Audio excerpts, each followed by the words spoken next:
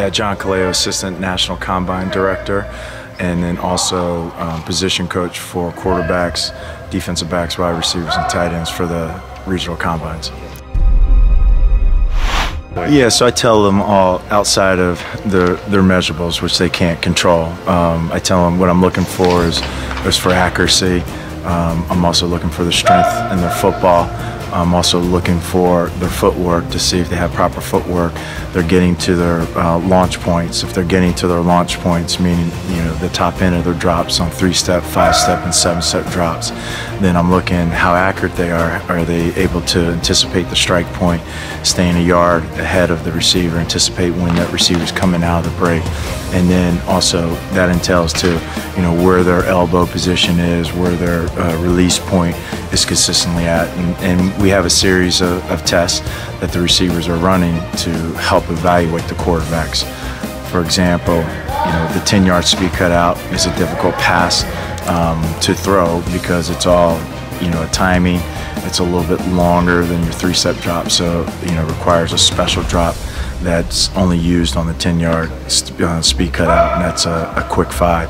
And so not a lot of I say college quarterbacks use that drop. A lot of the pro guys use it because there's some other routes that we use off of it. But so I want to see, can they adapt and apply what I'm asking them to do? And if the kids can, then they possess some other intangibles and some other qualities to be an NFL quarterback.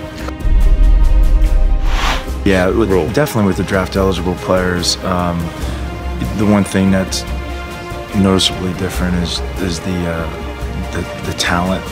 The talent pool seems to be slightly greater in other positions that maybe we sometimes struggled evaluating. You're always going to get wide receivers, you're always going to get DBs, but in some of the other areas it's been a pleasant surprise. At the quarterback position, as the season's coming to the end, we really haven't seen a lot of I guess distinct quarterbacks to differentiate from what our rules were last year to this year. We still have 3 more combines to go, but for right now, not a noticeable change with the quarterbacks. I would have to say, if there is, in years past we had some professional quarterbacks come through the combines that were already polished, as opposed to draft eligible kids. But the draft eligible kids, no matter what, if they're going to Indianapolis or going to our regional combines, they all struggle with certain qualities needed at the next level that they just haven't worked on at the college game.